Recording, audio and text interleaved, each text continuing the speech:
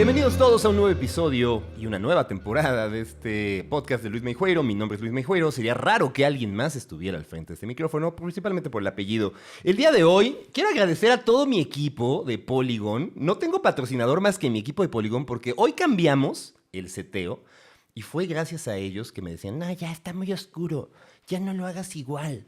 Entonces, pues gracias a Carly, gracias a Chema, gracias a Jess, gracias a Caro, gracias a Morán y gracias a Diego que me ayudaron a montar todo esto para que el día de hoy ustedes puedan ver una nueva temporada y tengan diferencia con lo que estábamos haciendo antes. Pero ahora sí, vamos a empezar esta temporada con un invitado que tenía ganas, ya desde hace rato habíamos hablado de poder grabar y de poder hacer algo diferente. Y el día de hoy, ya olvidemos, ya pasaron las épocas de terror y ya pasaron esas épocas de Día de Muertos, pero nunca está mal el recordar que siempre hay entes y cosas extrañas que nos llevan a vivir este tipo de cosas más diferentes y paranormales. Y pues el día de hoy tengo aquí a Ismael Méndez, podcaster, leyenda urbana MX. ¿Cómo estás, Ismael? Hola, Luis. Muchas gracias por invitarme. Justamente ya habíamos hablado hace un par de meses, ¿no? Acerca de la posibilidad de hacer un crossover que a lo mejor en un momento pues parece que no se relacionan tanto los temas, pero si te pones a escarbar te das cuenta de que sí, ¿no? Entonces, agradecido con la invitación. Un gustazo estar acá en este micrófono. Pero es que eres amante de la música también. O claro. sea, creo que has llevado todo este rollo de tu carrera hacia el lado más paranormal. ¿Se llama? ¿Está bien dicho? ¿Decirlo paranormal? Sí, puede ser. Okay. Dejémoslo ahí. ¿Cómo lo describirías tú? Mira, es que yo no lo defino tan del modo paranormal, o mi contenido no es tanto del modo paranormal. Sí hablo de terror y sí hablo de historias de miedo, pero me voy más enfocado como al lado cultural o de los contextos sociales e históricos. Y, bueno, retomando un poco lo que decía, sí, justamente me gusta la música porque empecé mi carrera, yo estudié comunicación y periodismo. ¿Por qué estudié comunicación, güey? ¿Por qué estudiamos comunicación? No sé. Bueno. Pero en mis inicios empecé hablando de música. Reporteaba yo, iba a conciertos, conferencias. Entonces sí, yo soy un fanático de la música y justamente se pueden relacionar estos temas. Y hay muchas historias alrededor de la música.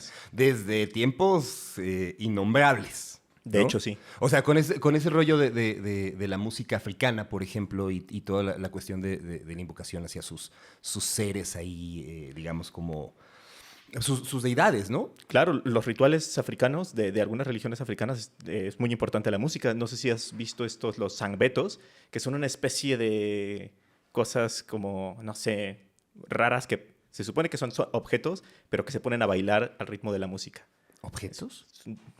No sé si yo busco en YouTube algo así, me van a aparecer las cositas. Es que no son objetos, son como si fuera un traje hecho como de paja gigantesco. Ajá. Pero se supone que no es una persona, es solamente la paja. No sé de qué está hecho, pero se supone que en sus rituales se ponen a bailar y cosas así. Entonces, estamos hablando de que la música siempre ha estado conectada con esta situación de las creencias. De las creencias, sobre todo de las religiones. Claro.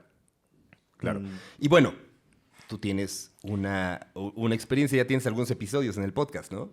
En efecto, sí, he hablado de música en algunas ocasiones. Creo que la primera vez que hablé de música fue en un episodio enfocándome en leyendas urbanas que han ocurrido con músicos mexicanos o que han ocurrido en México. Hablé también en alguna ocasión el episodio más reciente que subí habla de instrumentos musicales embrujados, por ejemplo. Y tengo un episodio que habla tal cual de la música y su relación con el terror. Y se utilizan mucho para hacer invocaciones también. O sea, tanto del lado religioso, para bien y para mal. Del lado religioso, por ejemplo, si entramos ya en materia, si te parece. Échale, tú échale y vamos a ir desmenuzando. Mira, en la Edad Media, tú sabrás que la música que se hacía generalmente era música para la religión. Claro, todo se basaba en la religión. En la religión, entonces lo que se escuchaba en ese entonces era lo que se escuchaba en las iglesias y en los templos religiosos, lo que conocemos ahora como cantos gregorianos, que generalmente pues eran más como armonías hechas a través de varias voces, que de hecho se sigue utilizando en la actualidad, ¿no? Sí. Como los coros en las iglesias. Entonces las armonías las hacen las voces, que es algo como curioso, porque generalmente las armonías las hacen los instrumentos y las melodías son muy vocales en la música actual, moderna y de esta industria, ¿no? Ya más mainstream, ¿no? En efecto, sí. Y lo curioso es que en la Edad Media había algo que... Esto es una leyenda, porque nunca se pudo comprobar al 100%, pero se habla de que la iglesia tenía prohibido ciertas, no notas, sino ciertos intervalos. Aquí nos tendríamos que poner un poco más técnicos, pero se habla de algo conocido como el tritono. Sí, que de hecho fue muy, muy como castigado también por la Santa Inquisición, ¿no? Ese tipo de Se dice que Ajá. llegaron a haber incluso torturas por gente que componía con el tritono. Y bueno, el tritono lo que es que para llegar de una nota a la siguiente nota, a la misma nota, ya sea más aguda o más grave, se le llama octava, ¿no? Entonces puedes tener un do y puedes tener un do una octava más arriba o una octava más abajo. Pero justamente a la mitad de esa octava tenemos, son tres, se tienen que pasar 3 tonos.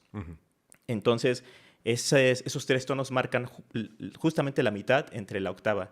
Y el sonido que genera entre la nota de la escala y ese tritono es una nota que causa tensión, causa, no sé, desagrado, ¿cómo se le diría? Disonante. Exacto. Entonces, por esto decían que era una nota como del diablo. De hecho, se le llamaba el intervalo del diablo. Ajá, exacto.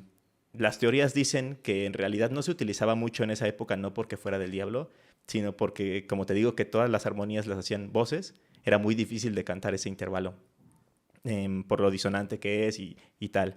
Pero pues mucha gente de la época también se han encontrado escritos en los que decían que utilizar esa nota era el diablo sin música, que era que el diablo vivía en la música y que lo estabas invocando si utilizabas ese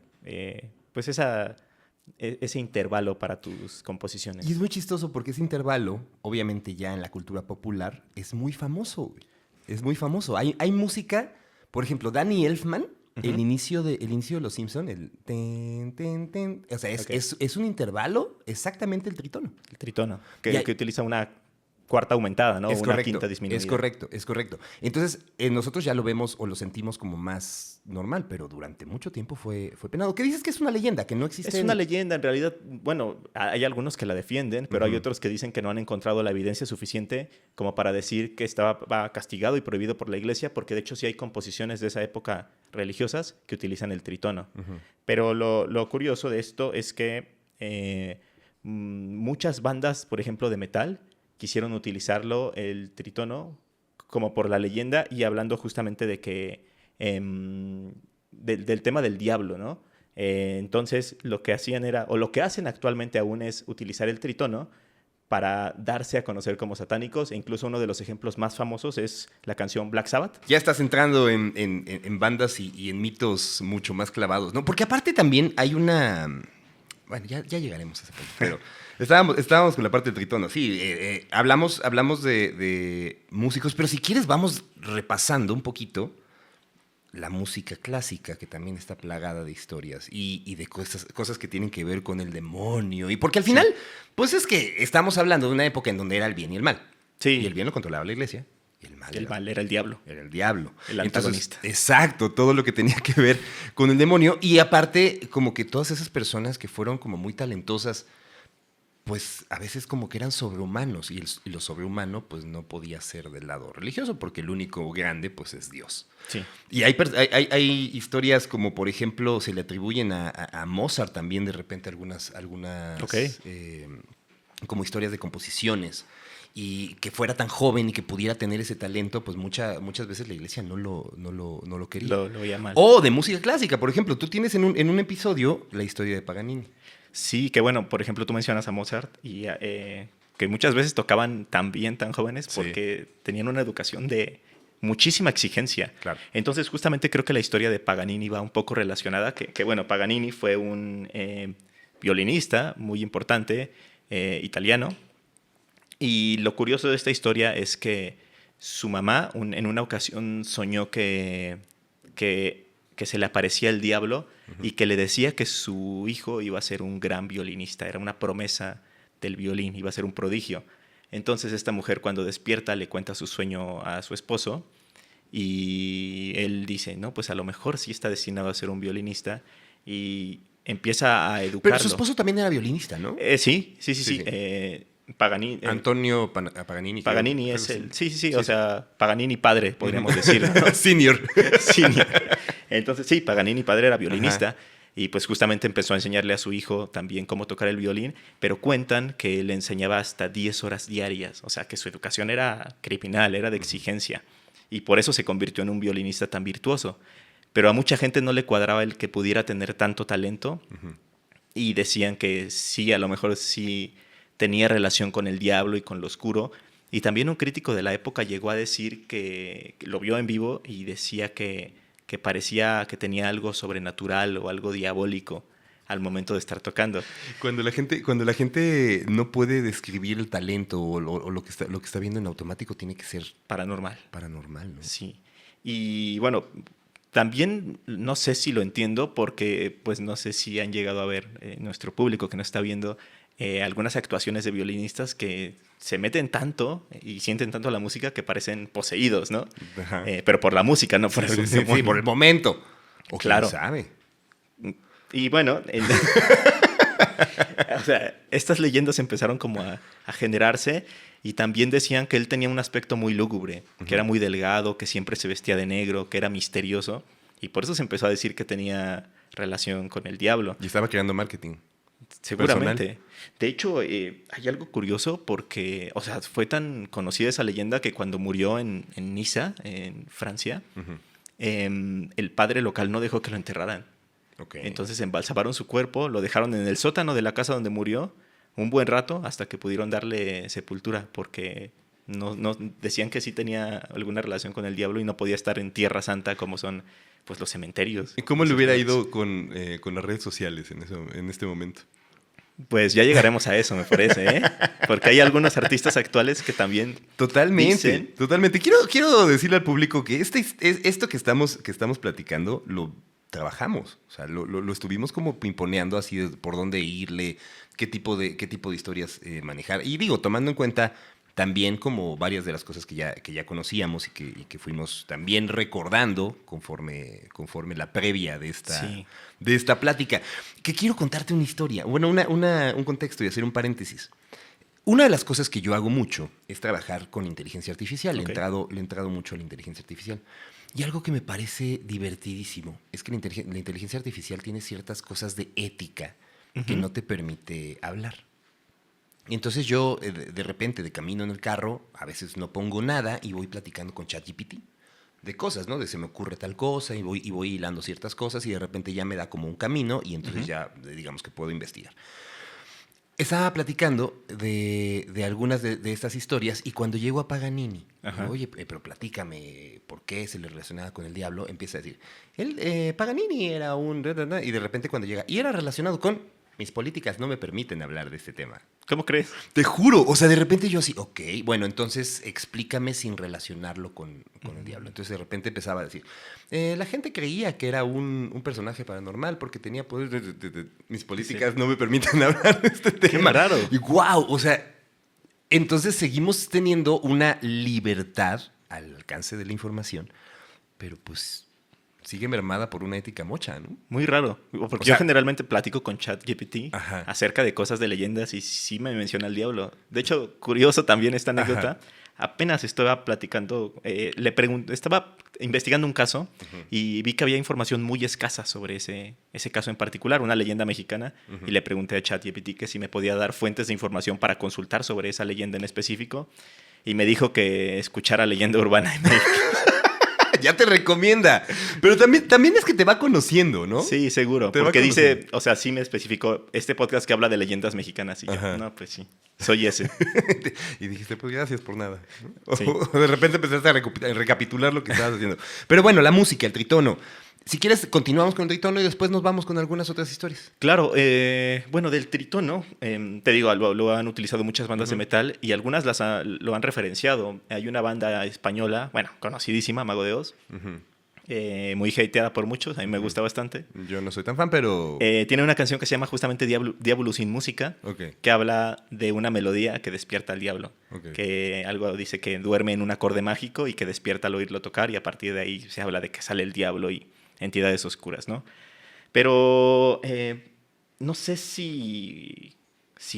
Bueno, te digo, no es como tan por los expertos no es como que tan real el tema del tritono, sino que fue una leyenda que se empezó a expandir y luego las mismas bandas de metal, como ya lo hablamos, fueron alimentando la leyenda porque la utilizaban. Pero bueno, yo creo que... bueno, me quedó en el tintero un poco hablar de otro violinista, que no sé si te sabes la historia de este otro violinista. A ver, cuéntamela. De Giuseppe Tartini. Échala. Bueno, este fue otro violinista italiano que sucedió lo mismo con un sueño, pero hubo algunas variantes. Se cuenta que él estaba dormido y se le apareció el diablo en ese sueño y Tartini, al verlo, le dio su violín y le dijo que tocara algo. Así como, a ver si eres muy bueno, tú diablo. Y le dio su violín y el diablo empezó a interpretar una melodía increíble y cuenta que él se quedó tan pasmado y tan en shock en el sueño que hubo un momento en el que no pudo hacer otra cosa más que despertarse. Cuando se despertó, tomó su violín y empezó a tratar de replicar lo que había tocado el diablo. Y a raíz de este sueño, él compuso una canción que se llama El Trino del Diablo, que es una canción que dura 16 minutos y que es de las más difíciles para tocar para los violinistas, aún en la actualidad. Y aún así él dijo que era tan inferior a lo que le había tocado el diablo que le hubiera gustado romper su instrumento y dejar la música para siempre. O sea, no quedó conforme. No. Pero creadores de marketing. No, ¿Crees que haya sido marketero? Es que yo... A ver, vamos a partir, vamos a poner un paréntesis en esta plática y vamos a decir, ¿tú crees en esto? O sea, digo, está cañón, te dedicas a contar leyendas, pero realmente has creído, o sea, yo sí creo que existen cosas paranormales. Yo sí creo que existe la energía y al final, pues es una cosa científica, pero yo no estoy tan clavado en cuestiones religiosas. Pero pues la vida o el mundo se ha construido con la religión y entonces se parte a raíz de la ideología de lo bueno y lo malo. Sí. Y entonces sobre eso pues le ponemos el nombre del diablo, ¿no? Claro. ¿Tú sí lo crees? No, yo no creo como tal. O sea, tampoco es que diga que no existe, sino que lo dejo en duda del si puede existir o no puede existir. O sea, no soy fiel creyente, pero tampoco soy de cerrarme por completo. Yo siempre he dicho que nunca me ha pasado algo tan convincente o que yo pueda decir al 100% que sí me pasó algo paranormal como para decir, sí creo en su totalidad. Me han pasado cosas paranormales y que no les he encontrado cierta explicación lógica, pero tampoco puedo decir que vi 100% un fantasma o vi al diablo. ¿Cosas relacionadas a la música te han pasado? No, a la música no tan así. ¿Sabes qué me pasaba? Muy raro. Esta es una anécdota medio X, pero yo cuando me compraron la primera computadora, como para hacer tareas y eso, no tenía internet en casa. Estamos hablando de ya hace unos cuantos años. En los años, me parece que yo iba en la primaria, entonces estamos hablando de 2005, 2004. Entonces no era tan común que todos tuvieran internet en casa y era de conexión telefónica, ya sabes, ¿no? Entonces, yo recuerdo que lo que tenía era en carta y ahí buscaba información para mis tareas y para esas cosas. Y llegabas a la escuela y todos tenían la misma... No. la misma tarea. Para ahí no va. Okay. No, lo que pasa es que yo ponía canciones. En carta tenía como secciones de músicos y tenía como una opción para reproducir pedacitos de las canciones. Entonces, yo cuando me estaba metiendo en la música y no sabía tanto, escuchaba canciones de músicos y sentía como una vibra muy rara. Ya después cuando me di cuenta me pasaba con músicos que ya habían muerto y yo no sabía en ese entonces. Entonces era como muy raro, sentía como algo extraño cuando escuchaba esas canciones. No sé, o sea, no es paranormal, pero igual como que me llegaba esa sensación de que me estaban cantando quizá desde el más allá, sin yo saberlo. Tal vez. No sé. Estabas conociendo en ese momento. Sí. Yo sí tengo un par de experiencias, pero no las contaré el día de hoy. Okay. Creo que no estamos en ese mood. Pero sí en cuestión musical, fíjate. O sea, yo sí creo que al final pues todo mueve la energía. Ahora, pensando otra vez en estas historias, pues el tritón es un sonido tenso, güey. Tenso. O sea, que eso es lo que generaba incómodo. Creo que el punto es la incomodidad. Porque estamos hablando que la música al final es una bella arte, una de las bellas artes. Y pues generalmente esa cuestión estaba muy plasmada a la digamos, a la perfección, a la hermosura, ¿no? Y generar cosas tensas, pues entonces en automático pues decías, no, la música no tiene que generar esto, ¿no? Claro. Y entonces, pero estaban innovando o estaban tratando de encontrar otro tipo de sonidos, porque al final las notas musicales son las mismas, ¿no? Y siempre una canción se va a parecer a algo que ya existió. y seguramente más adelante van a seguir sonando a lo mismo. No hay cosas que se creen, se pueden jugar con esos intervalos, como se dice. Pero entonces ahí viene todo este rollo de tritono. Y ahí es donde podemos saltar, si quieres tantos años, a todas estas historias de las bandas que sí, yo creo que por marketing buscaban encontrar ese lado oscuro, porque al final siempre la rebeldía pues te lleva ¿sabes qué? La iglesia está así, pues entonces yo me voy del otro lado, ¿no? Sí. Y Black Sabbath fue uno de los no pioneros, yo creo, pero sí que utilizaban mucho este sonido. Pero hay otras canciones, por ejemplo, Enter Sandman. La parte del sueño de Metallica también suena el tritono. Pero Sí. tiene que ver con ese tipo Yo no me imagino un tritono en la música pop, por ejemplo.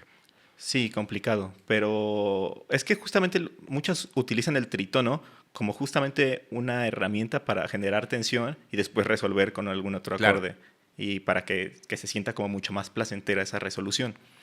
Pero sí, por ejemplo, ¿sabes qué otro músico tenía canciones que para algunos les parecían incómodas por la forma en la que tocaba? Era Robert Johnson. Claro, bueno, estabas hablando de Tartini y yo lo puse aquí, lo ligué. Robert Johnson. Y esa historia también tiene que ver con el diablo y con la capacidad de ejecutar tu instrumento, ¿no? Sí. Que bueno, en el caso de Tartini no era la capacidad, era la composición, de un tema. Bueno, que también para componer eso tienes que ser muy capaz. Claro, pero el vato ya lo traía. Bueno, era Dicen, talentoso. Lo que dicen es que Robert Johnson no era talentoso, que era un músico más que trataba de tocar dentro de la escena jazz, ¿no? Sí. Y que llegaba a los bares y todos les decían, no, güey, no te subas. ¿Sabes qué le decían? ¿Qué le decían? ¿Cómo le hacían bullying? ¿Cómo? Le decían, vete a tocar al cementerio, porque ahí tu público no se va a ir. Ok, la historia de Robert Johnson entonces lleva a este rollo de buleo, que hoy sería cancelado toda la escena que estaría buleando a este pobre muchacho. Y cuenta la leyenda. Bueno, mejor cuéntala tú, porque tú eres el contador de leyendas, no yo. Bueno, Robert Johnson, él era oriundo de la zona del delta del Mississippi, que era una zona donde nació prácticamente el blues, como lo conocemos hoy en día, ¿no? Entonces sí, como tú mencionabas, era un guitarrista del montón, como podría hacerlo yo, por ejemplo, que toco la guitarra, pero nunca me he clavado tanto como para ser muy buen guitarrista. Yo me sé el Círculo de Sol. Ve, entonces era como nosotros. Ok. Que, por ejemplo, me gusta tocar y tal, pero pues no me podría considerar músico, ¿no? Entonces, pues eso, le decían que no se parara ya en los lugares, a los locales de blues, porque tocaba mal y eso. Y él tenía la intención de ser un músico, era su sueño. Aferrado el muchacho. Aferradísimo. Cuentan que desapareció un tiempo, así de la nada, dejó de verse en los bares, en los locales donde se tocaba blues en ese entonces, y pues a la gente le pareció raro. Aquí hay versiones diferentes. Hay algunos que dicen que desapareció 3 meses y otros dicen que desapareció entre 1 año y 1 año y medio. Pero que cuando regresó, como a la vida pública se podría decir, ya era un excelente guitarrista, ya tocaba increíble. Entonces aquí estaba el debate de, oye, ¿es posible que en ese tiempo puedas aprender tanto como para tocar de la manera en que ya estaba tocando Robert Johnson? Y ese fue como el debate de, es que no es posible. Algunos dicen que sí, algunos que no. Hablando de 3 meses, sí es imposible. 1 año y medio te da todavía un poquito más de... Tienes más chance, ¿no? Más chance de estudiarlo. Y los que menos creen en las cosas paranormales dicen que tenía un mentor y que tocaban todas las noches y que por eso aprendió a tocar muy bien. O sea, que era un gran maestro. Pero hay algunos que dicen que lo que pasó fue que se fue a una encrucijada, a un cruce de caminos, que de hecho es algo muy místico y muy paranormal el tema de los cruces de caminos.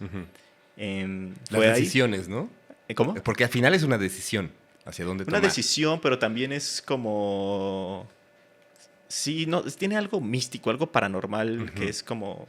que puedes ir para un lugar o para otro, y que puede ser que no sabes exactamente a dónde vas. El caso es que se fue a un cruce de caminos con su guitarra y que se le apareció un señor alto, completamente vestido de negro, muy misterioso. Le pidió su guitarra, se la afinó, tocó un par de canciones. O sea, el vato no tocaba ni afinado. por lo que estoy entendiendo. Esa es una gran observación. Ok, sí es acotación. Sí. Igual y no sabía, ¿no? Al final. Es que tenía que ser de oído ahí, claro. en ese entonces. Sí, de acuerdo.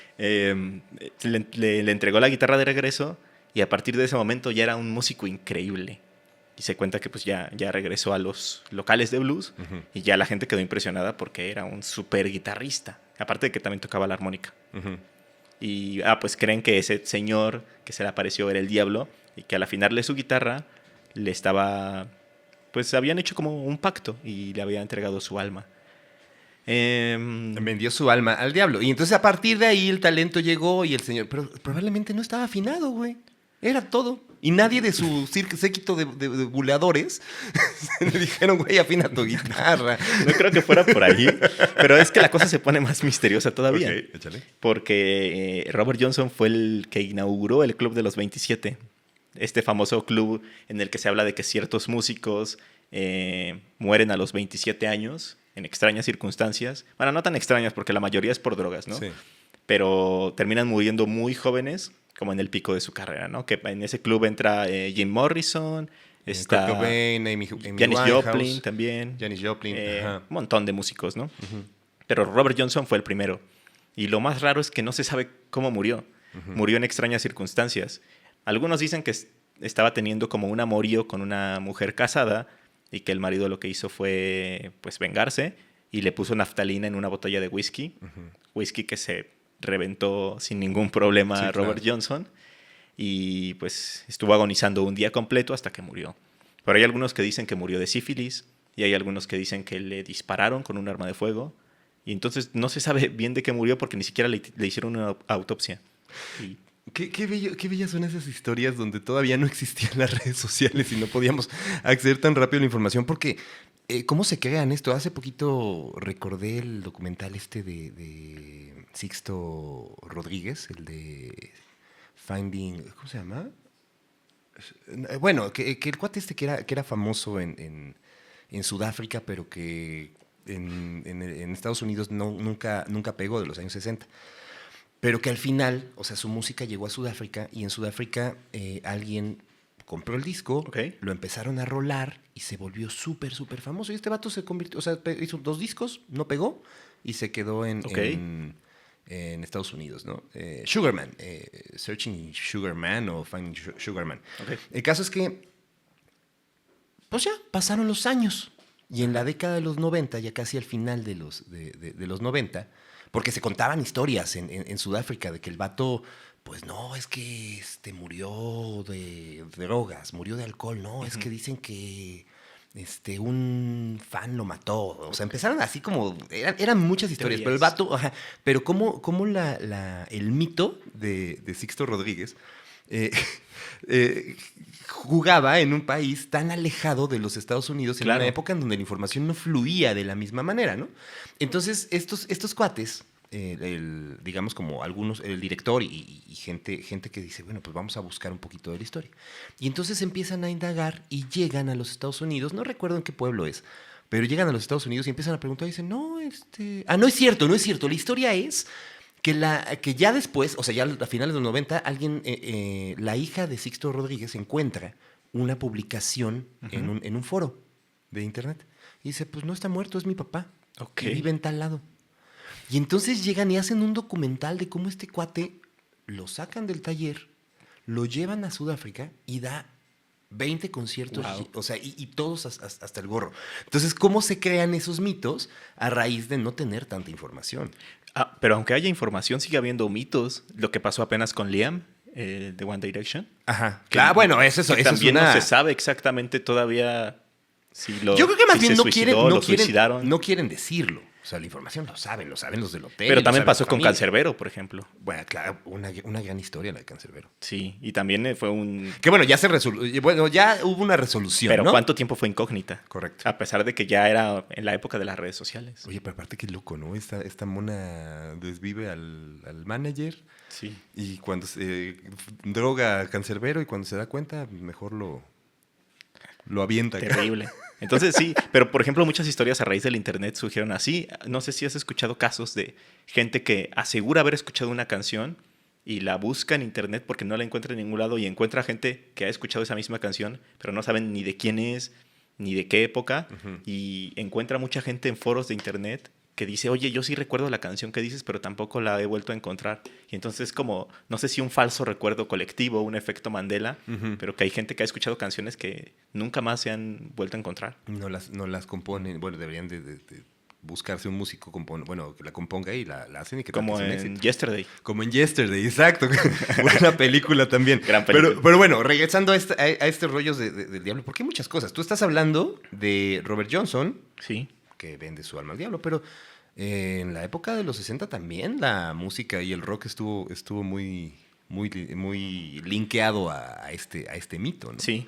Y en el caso, por ejemplo, de Jimmy Page, Ok. que ese cuate también de Led Zeppelin, pues el güey era fanático de Aleister Crowley. Ajá. Aleister Crowley, el padre del satanismo moderno, que al final, pues un personaje de cultura pop, como estamos hablando de que en los años 60, pues era la contraposición a los, digamos, como a las historias o a la manera de pensar de la iglesia y el primer antisistema y todas estas revoluciones ideológicas que se empiezan a dar, pues a través de la música también, ¿no? Nada más que la música se hace desde el lado de los niños con dinero, pero esa es otra historia. El caso es que estos cuates pues empiezan a adentrarse a ciertos personajes, y estaba el personaje de Aleister Crowley, que al final no es como que él haya fundado el satanismo, esta como religión per se, pero también tiene este rollo más bien de ocultismo, y entonces Jimmy Page era un personaje muy cercano hacia esa ideología. Uh-huh. Y lo que él buscaba, pues, era pues, tener algo. Y compró hasta la casa de Aleister Crowley. Ok. Y Aleister Crowley, pues, al final, digamos como que fue una de las inspiraciones para canciones como Stairway to Heaven. Y ahí vienen como ese rollo de que la fama que tiene Led Zeppelin, pues, es porque Jimmy Page vende su alma al diablo. Ok. Porque Led Zeppelin también tuvo una tragedia, ¿no? No, bueno, el Bonham, pero no tanto. John Bonham murió por borracho. Sí, por borracho. Pero justo, y es que incluso hasta el día de hoy, estas figuras como Aleister Crowley siguen siendo como una inspiración para bandas actuales. Que bueno, no la vamos a llamar banda de metal porque es una banda como de hard rock pop. Estoy hablando de Ghost. Esta banda que más bien ocupa el satanismo más, creo que casi como parodia, ¿no? Yo creo que es la revolución de Marilyn Manson, ¿no? Pero por ejemplo, hablando de Aleister Crowley, ellos tienen una canción que se llama Call Me Little Sunshine. Okay. Que era una frase de Aleister Crowley. Y bueno, ves que tienen canciones no recuerdo exactamente, hay una canción en que se la pasan hablando nada más de nombres de demonios y cosas así. Pero ni siquiera lo hacen como una forma de ser realmente satánicos, sino es como una puesta en escena. Pero curioso, por ejemplo, lo que mencionas de Led Zeppelin. Y también se hablaba de que había algo raro, ¿no? En Starway to Heaven. Pero ahí entramos también con otras cosas, de los mensajes subliminales que ponen claro. al revés. ¿Cómo se le llama a ese? Bueno, no me acuerdo. No me acuerdo cuál es el término, pero que ponen mensajes subliminales. Y que tú en uno de los episodios mencionas que no hay pruebas de que eso realmente funcione. No hay ninguna prueba porque pues sí puedes tener como algo de subconsciente en el cerebro, pero pues no es como que puedas escuchar algo que está puesto al revés.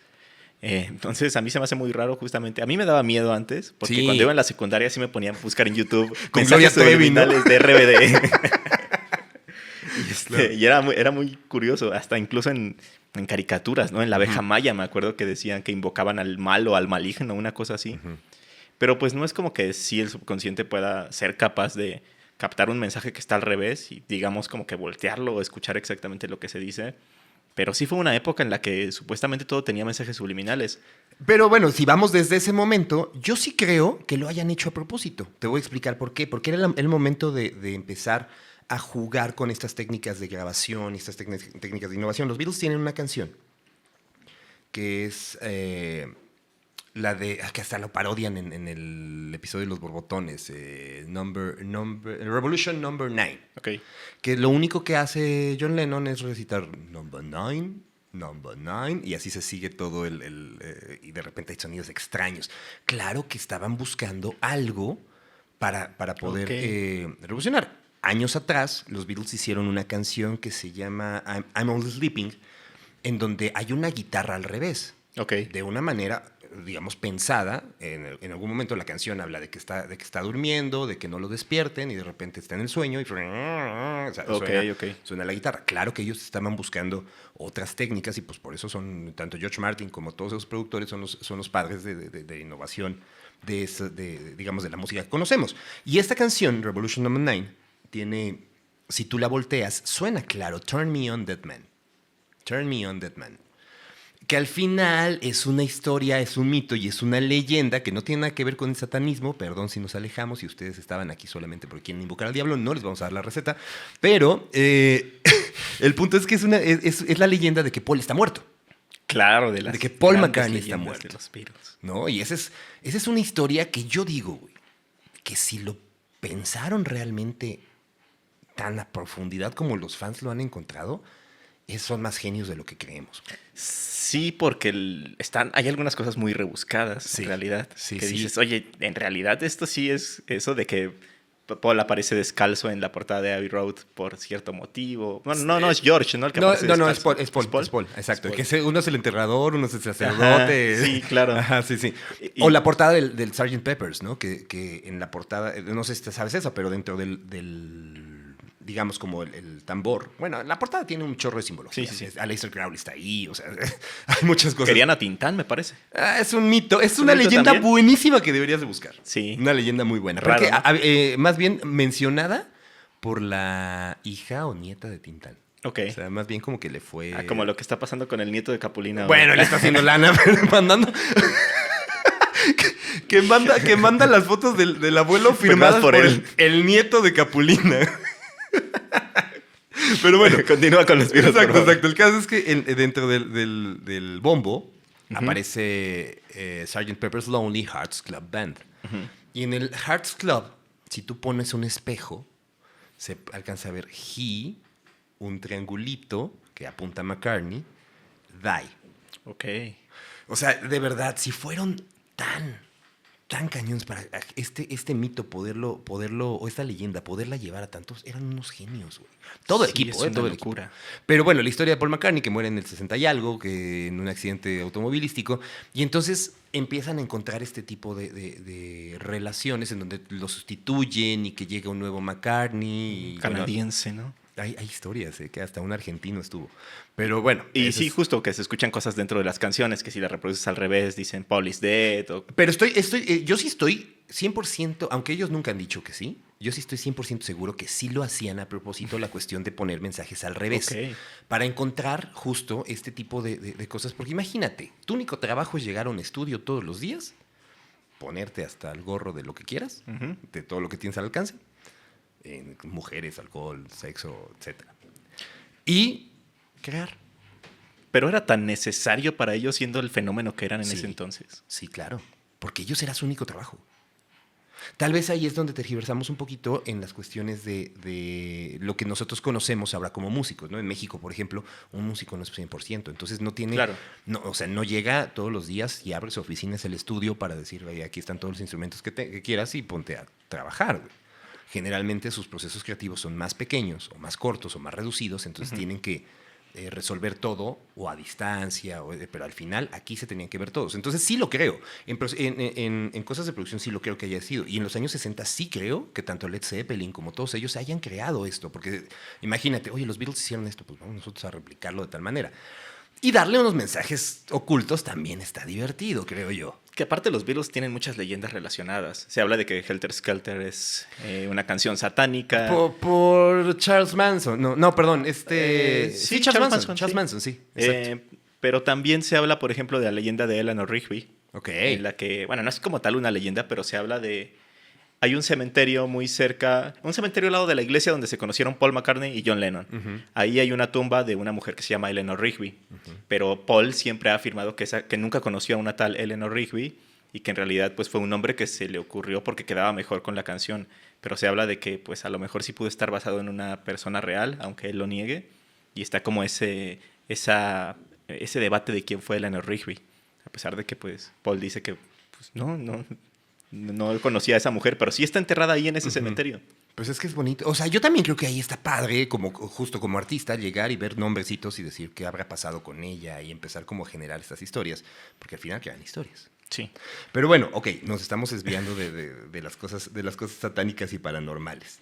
Estábamos hablando de Black Sabbath, y Black Sabbath, Ozzy Osbourne siempre ha tenido ese rollo de verse más del lado satánico. Pero también, por ejemplo, a los Rolling Stones se les llama sus satánicas majestades. Tiene una canción que se llama Sympathy for the Devil. Uh-huh. Y esa canción, pues, a mí se me hace muy bonita esa historia, porque es como ver del lado del demonio, del demonio, o sea, de todos los personajes malos que han estado en la faz de la tierra, ¿no? Entonces te dice, yo fui quien juzgó a Jesús, yo fui, o sea, te empieza a contar como todas esas historias. Y pues obviamente en los años 60 pues decían, estos güeyes son satánicos. De hecho tienen un disco que se llama Their Satanic Majestic's Request. El caso es que organizan en los años 60 un concierto donde los Hells Devils, Hells Devils creo que eran los motociclistas, la pandilla esta de motociclistas, son los que se encargan de la seguridad de ese concierto. Hells Angels. Sí, Los Ángeles del Infierno. Hells Angels, exacto. Creo que y quizá por eso se llama así la banda, la española. Puede ser. Los Ángeles del Infierno. Puede ser, fíjate. Que esa es otra... Porque se vestían así de cuero también. Sí, exacto. Con estoperoles y cosas. Exacto. Termino nada más esta historia. Y bueno, dicen, no existen registros, obviamente, que mientras sonaba Sympathy for the Devil, en ese momento los Hells Angels empezaron a golpear a una persona y la desvivieron. Esto quiere decir que empezaron a decir, no, es que fue el rito satánico que llevó a hacer para poder ofrecérselo al diablo. Qué interesante, porque hace 3 años ocurrió una historia muy similar. Ok. Te la cuento de una vez. Échala. Pues resulta, no sé si te enteraste, una noticia muy, muy sonada de que en un concierto de Travis Scott en Texas, creo que era en un festival, hubo una tragedia. Hubo una estampida humana y murieron 8 personas y más de 300 quedaron heridas. Entonces se dice que esto fue como una entrega de almas al diablo porque el concierto de Travis Scott en realidad era un ritual satánico. O sea, dan como algunas pruebas extrañas. Y bueno, de que como en su escenografía la puesta en escena tenía como mucho fuego y muchas cosas así, haciendo alusión al infierno. Y en un momento el flyer era como de un monstruo, era como Travis Scott convertido en monstruo con frases raras. Y en un momento del concierto se proyectó en las pantallas gigantes una frase que dice, "See you on the other side". Así como te veo en el otro lado, ¿no? O los veo en el otro lado. Y que se cuenta que era como una frase que estaba dirigida hacia la gente y que por eso murieron 8 personas, que eran como un sacrificio, se podría decir. ¿Pero hay registro del momento exacto? No, porque ya estamos hablando de una época donde pues, todo el mundo... Debería de haber registro, pero yo no lo llegué a ver, pero sí, o sea, se contaba que según era un ritual satánico el concierto de Travis Scott. Entonces me lo recordé justamente por esto que me estás diciendo de los Rolling Stones, que es así como de imagínate cuántos años de diferencia y se siguen contando las mismas cosas. Nada más que ahora con un rapero o trapero, no sé qué hace exactamente. Sí, del lado del hip hop.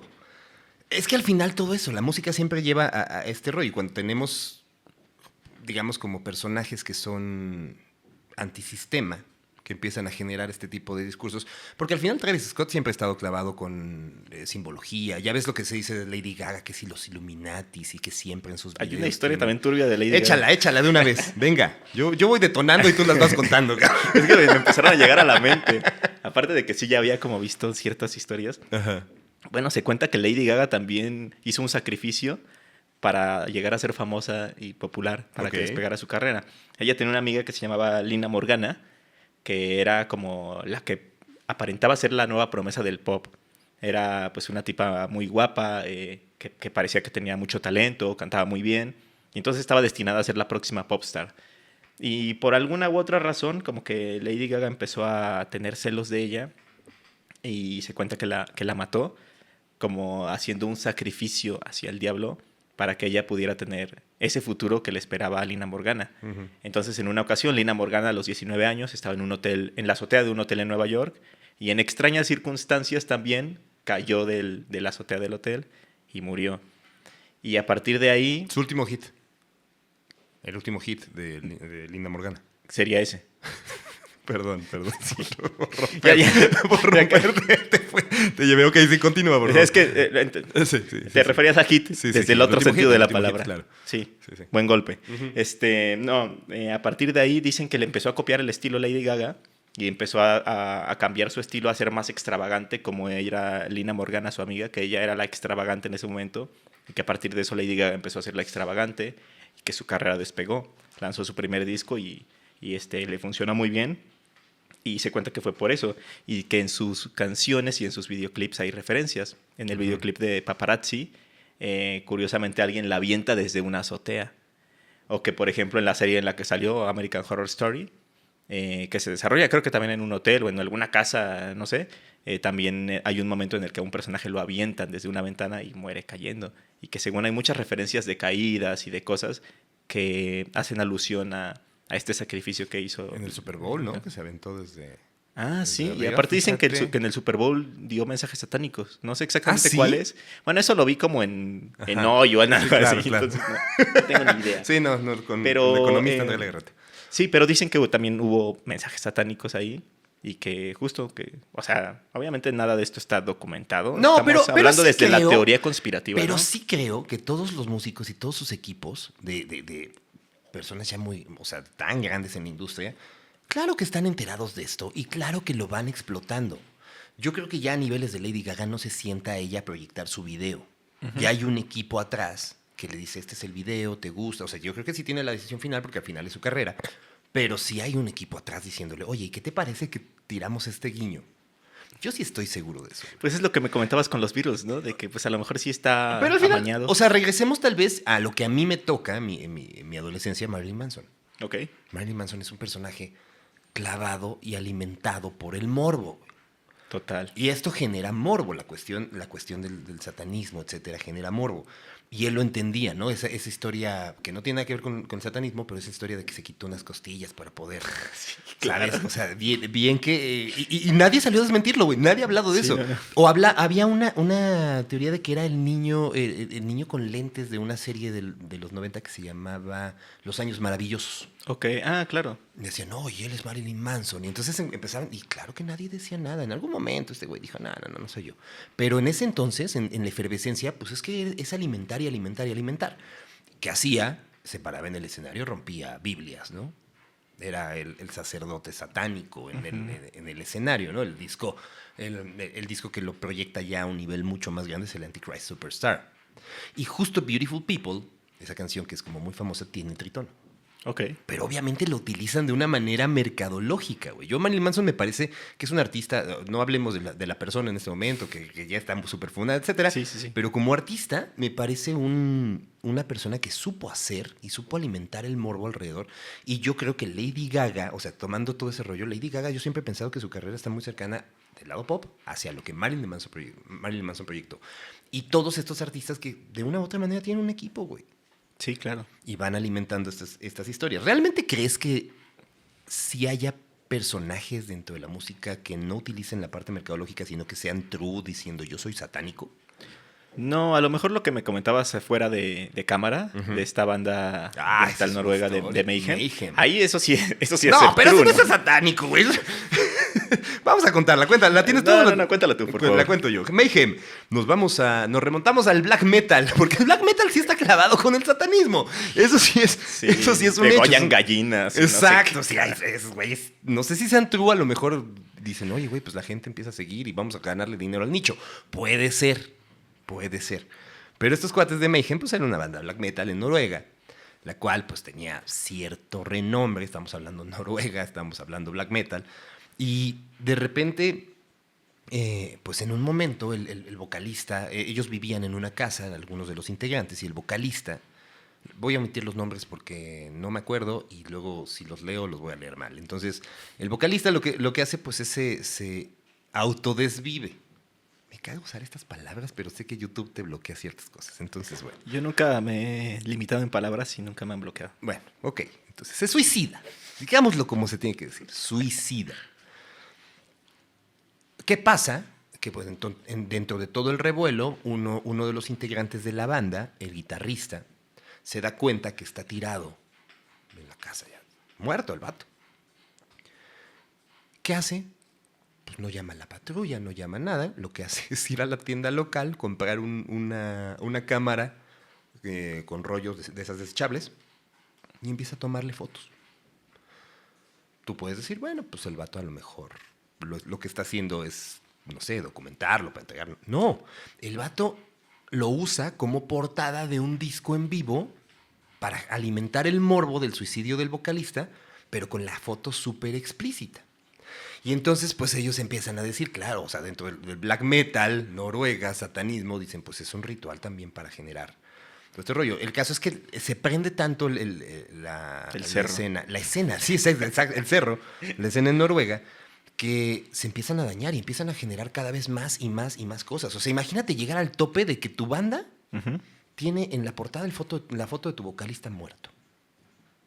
Qué locura. ¿Qué sigue, güey? Sí. ¿Qué puedes hacer? Bueno, pues el guitarrista de otra banda lo que hizo fue buscar a este vato, en alguna riña que tuvieron, pues matarlo. Y entonces se generó una cadena de asesinatos y entre los fans y entre todo el rollo, pero todo ligado a ese rollo, digamos, como de todos son sacrificios para que la música, el black metal y nuestro señor Satanás nos pueda dar la fama que merecemos. Pero si te das cuenta, como que se repite mucho esta onda de los sacrificios. Claro. ¿No? Como lo vimos en lo de los Rolling, con Travis Scott, con Lady Gaga. Y no sé, o sea, qué cosa tan explícita. Me recordó también a una portada de una banda mexicoamericana, Brujería. Ah, bueno. ¿Te recuerdas ese caso? Sí, claro. Que también utilizaron una portada de una foto de un crimen real, que de su primer disco, creo es, ¿no? Matando Güeros, que sale una cabeza decapitada. Sí, correcto. Y es una locura. Que también muchas veces se le tachaba de un poquito de satánico a eso, ya desde el mismísimo nombre, ¿no? Que es brujería. Que así de, ya que te llames brujería, algo. Ay, O sea, yo sé que era también marketing, Claro. que era como la esencia de esta banda. Sí. Pero, y luego pones una cabeza en la portada, es así como que Pero fue no un la revuelo. tomaron ellos. Creo que eso es lo más importante, no la ¿no? tomaron ellos. La cuestión de Mayhem es que esos güeyes, o sea, el loco del guitarrista fue y tomó la foto de su amigo para mostrarlo como portada, güey. Sí, qué locura. Hay muchas cosas planteadas en esto, pero también la brujería ha sido parte hablando de brujería, creo que la brujería ha sido parte también esencial de la música, ¿no? Y de la cultura popular, güey. Creo Sí. que hablábamos, ¿pudiste investigar lo que te contaba ayer de esta mujer De Lana del Rey? Lana del Rey, güey. Yo solo vi que también lo catalogaban el concierto en Ciudad de México como igual como una especie de ritual, que por eso sucedieron cosas extrañas. O sea, yo lo que leí o lo que alcancé a ver es que dijeron que hacían movimientos muy específicos sus músicos, como si estuvieran coordinados para ciertas Se cosas llama ensayo, señor. en momentos se llama clave. Es que ellos sí ensayan. Ellos sí No ensayan. llegan borrachos a los ensayos. No. Ya esos niveles, no. Pero al final, el mito de Lana del Rey siempre ha estado clavado con que es bruja, ¿no? O sea, ella es bruja. Con todo O sea, lo estás afirmando. Pues ella lo afirma. Ah, bueno. Ella sí Es que, afirma. no estoy tan metido en el mundo Entonces, de Lana del Rey. No, yo tampoco, pero... Bueno, salud. Pero el punto es que sí queda claro que la morra sí. Y entonces todas las seguidoras, como al final, pues generan una comunidad por cómo piensan, el cómo actúan, etcétera. Pues también, digamos que se creen brujas. Y ellas juntas hacían conjuros, por ejemplo, para sacar o rituales para sacar a Donald Trump, que regresa a la presidencia. Donald Trump en el año, creo que 18. Okay. Entonces, pero según tengo entendido, lo que hacía Lana del Rey era como poner como ciertas indicaciones para que las fans repitieran al mismo tiempo un conjuro que pudiera quitar a este personaje de la presidencia. Y sus canciones tienen rituales también, tienen algunos ciertos como, ¿cómo se llaman? Es conjuros. Y las chicas también lo ven así. Yo no estoy diciendo si les gusta está chido, yo nada más estoy hablando bajo la percepción. Pero en el concierto de México, que aparte yo estuve ahí, no vi nada, güey. O sea, no vi nada raro, pero bueno, estuve en las primeras filas, pero ahí sí hay documentos. Sí. Empiezan a ver cosas, ¿no? Por ejemplo, antes de que empiece el concierto, había una serie de pájaros, de una manera muy extraña, sobrevolando muy abajo, a la altura poquito del escenario y ya cerca de la gente.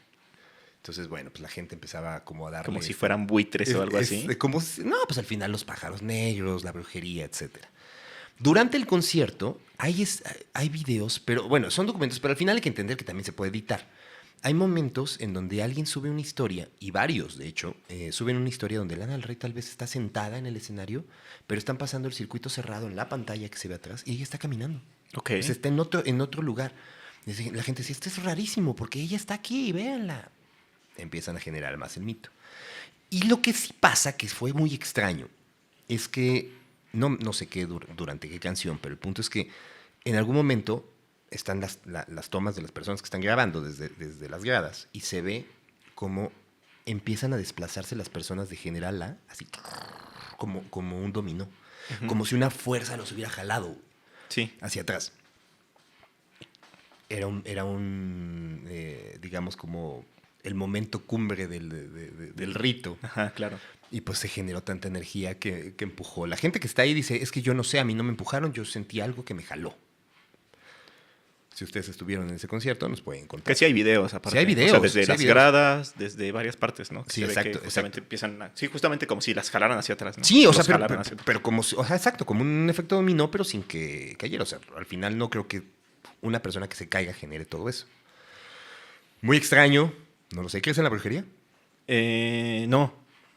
Y también es como cuestión de que muchas veces si te sugestionas tanto, como que te suceden esas cosas, ¿no? Como que si le das tanta importancia a ese tipo de cosas, pues es más probable que te llegue a suceder algo. No sé si porque, como dicen, ¿no? Que estás manifestando, que estás tan sugestionado que sucede.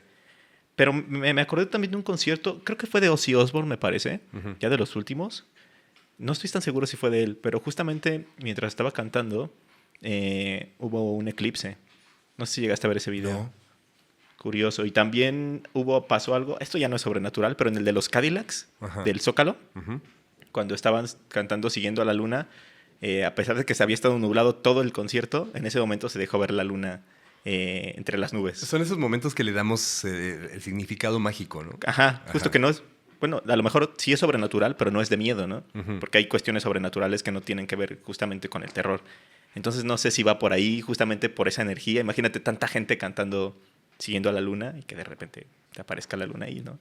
¿Por qué el metal estará tan ligado a las cosas sobrenaturales y por qué el metal estará tan ligado a las cosas satánicas? Porque lo han buscado ellos, ¿no? Como te decía, muchas bandas se niegan a dejar de utilizar el trítono justamente para seguir alimentando la leyenda del intervalo del diablo y de somos satánicos. O sea, yo creo que la misma escena se ha ido alimentando a sí misma con este tipo de cosas. Porque ya hablas de metal y todo el mundo, bueno, al menos como las generaciones anteriores, pues te hablaban de que era satánico, ¿no? Y yo creo que a partir de ahí se hicieron como esta idea como de tener una identidad, así como, por ejemplo, todas las bandas de ska son contestatarias, ¿no? Es como que se podría decir que es eso, ¿no? Lo normal, ¿no? Entonces se habla de que todas las bandas de metal son satánicas. Y creo que es como una identidad que ya tienen bien marcada. A pesar de que hay metal cristiano. Claro. Hay metal cristiano. Es que al final el metal tiene tantas variantes que yo no tengo ni idea de qué estoy escuchando en ese momento. Para mí todo me suena igual, perdón por lo que estoy diciendo. Tienes un libro.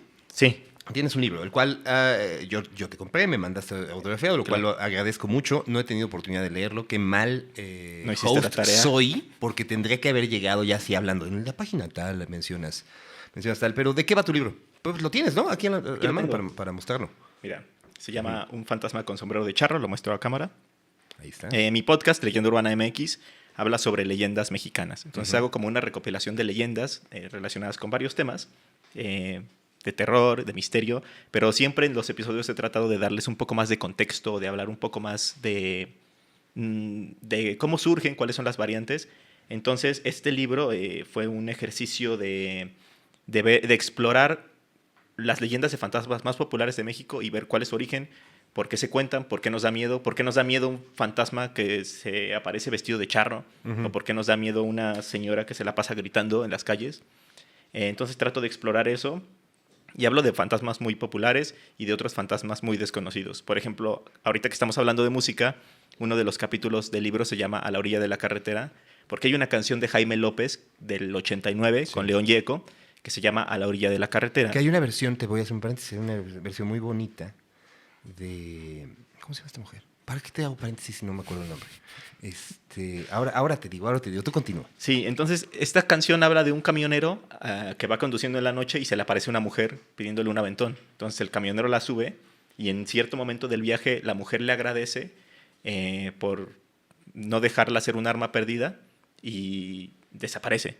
Entonces lo que yo exploro en este capítulo es que Jaime López no se inventó esa historia para su canción, sino que se basó en una leyenda popular que se contaba en España, en Francia y en otros países acerca de una mujer que pide un aventón, se sube a tu carro y de repente te dice que tengas cuidado con cierta curva porque ahí se mató y desaparece. Entonces, pues hay capítulos relacionados con la música que pueden ser interesantes. Hay uno en el que menciono a Paté de Foix con su canción El fantasma enamorado y... Bueno, hablo mucho de música porque justamente porque como gusta dices, la música. me gusta la música. Te gusta la música. Cecilia Toussaint, a la orilla de la carretera de Cecilia Toussaint. ¿Has pensado en darle una continuidad a este libro? No sé si una continuidad o hablar de alguna otra cosa. Te digo, está enfocado en fantasmas. O sea, no hablo de ningún otro monstruo, de ningún otro ser sobrenatural. 100% fantasmas. Son 12 relatos de fantasmas. Entonces, digo, lo acabo de sacar el mes pasado, en octubre. ¿Quién sabe cuándo salga? A lo mejor ya fueron varios meses atrás. Pero... bueno, lo saqué en octubre de 2024. Entonces, es muy pronto como para ver si le voy a dar una continuidad, pero yo creo que vamos a ir por el lado de buscar otros monstruos. Claro. Que no sean solamente estas apariciones. Música. De música. Claro, puede ser. Música. Uno especial de música. Y ya sé quién me va a escribir el prólogo. Sí. Jaime López. Ojalá. Estaría increíble. Sí hay manera de llegar, pero bueno, el caso es que el libro... Y has estado en varios lados, ¿no? Me dijiste que estuvimos en Phil Zócalo, en la Feria Internacional del Libro del Estado de México, estuve en el Festival Terror en tus Sentidos, estuve en ¿qué más? En el Centro Cultural Bicentenario de Texcoco, y próximamente, si es que sale a tiempo este episodio, voy a estar en Guadalajara, en un festival alterno que se hace a la FIL. Voy a estar en Ortográfica el lunes 2 de diciembre, si sale a tiempo, si no, bueno. Estuviste en Ortográfica el 2 de diciembre y te fue increíble. Bueno, me fue muy bien, muchas gracias. Gracias a todos los de Guadalajara por asistir. Sí, estamos girando el libro, estamos presentándolo. Va a haber más presentaciones en Ciudad de México seguramente, en 2025. Sí, eso sí, ahí sí ya salió ya, ¿no? Y eso, estoy muy contento con el libro y pues ya le contarás a tus seguidores si te gustó cuando lo leas. Totalmente, voy a hacer un video al respecto, lo prometo. Ismael, ¿y con el podcast qué sigue? ¿Qué sigue? Cuando escuchen esto seguramente ya estaremos en una 6ª temporada. Ya estoy viendo a futuro. Sí, claro, bien hecho. Vamos a seguir hablando sobre leyendas mexicanas, expandiéndonos también un poquito a leyendas de otras partes del mundo, como lo hicimos en este episodio, que a pesar de que pues yo me manejo más dentro del ámbito mexicano, pues está muy interesante también hablar de otros contextos, ¿no? En otras partes del mundo. Entonces yo creo que también vamos a ir un poquito por ahí para explorar otras leyendas, otras narrativas. Y pues eso, regresar quizá a YouTube con algún otro formato. Estaría bien. En fin, vamos a seguir en lo mismo, hablando de leyendas y de historias de terror mexicanas. Y siempre del lado serio. Creo que eso es algo, eso es algo diferente que pueden encontrar, porque hay muchos podcasts que abordan este tipo de historias o de este tipo de temáticas, pero le dan como el lado divertido, lo cual está bien. Cada quien tiene su estilo. Tú lo tomas como de un lado mucha seriedad y relatas y... Sí, más como con fuentes de información y Exacto. de tratar de justificar todo lo que estoy diciendo. Es lo que más me gusta y que es como un diferenciador, porque muchas veces se limitan a contar las historias y ya está. Pero yo sí trato de ir un poquito más allá. Totalmente. Pues bueno, ¿alguna historia que haya quedado en el tintero? Yo creo que quedaron varias, pero... Muchísimas, pero Muchísimas. que nos dé para una segunda parte. Parte 2, parte 3, parte 4, dejen sus comentarios a ver si hacemos 20 partes o si ya lo contratamos aquí también para que se quede... Estoy contando así una anécdota. Estamos con algún entrevista y de repente, por cierto, hay una leyenda. Estaría muy bien, Ismael. No, hay que repetirlo, claro, la verdad. Sí.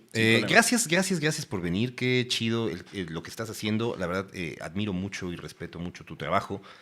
Te ha llevado a muchos lugares seguramente y te seguirá llevando, y te deseo todo lo mejor y el mayor de los éxitos. No, pues muchísimas gracias por la invitación y espero que pues esta temporada también te vaya súper bien. Entonces, pues bueno, parece que así será. 5 fans tengo, entonces no hay problema. Con eso, Poquito con más, eso lo hago, poquito con eso más. lo hago, no pasa nada. No pasa nada. No, pues muchas gracias. Estuvo muy buena la plática y también conocí muchas leyendas que desconocía entonces. ¿Dónde te podemos contactar? Me pueden encontrar en redes sociales, bueno, sobre todo en plataformas de podcasting, Spotify, Apple Podcast, Amazon Music, como Leyenda Urbana MX. Y también como Leyenda Urbana MX en redes sociales como Instagram o Facebook. Por ahí estoy anunciando fechas, estoy anunciando el libro, nuevos episodios y todas esas cosas. Entonces, si les interesan las historias de terror, mexicanas sobre todo, pues pásense a dar una vuelta por allá. Pues ahí está, ya saben, Leyenda Urbana MX. Y pues, Ismael, no me queda más que agradecerte. Agradecer a toda la gente que estuvo pendiente en este episodio, que llegaron hasta el final. Ya saben, todas esas cosas de youtubers, suscríbanse, denle like, comenten y todas esas cosas que luego me regañan si no digo.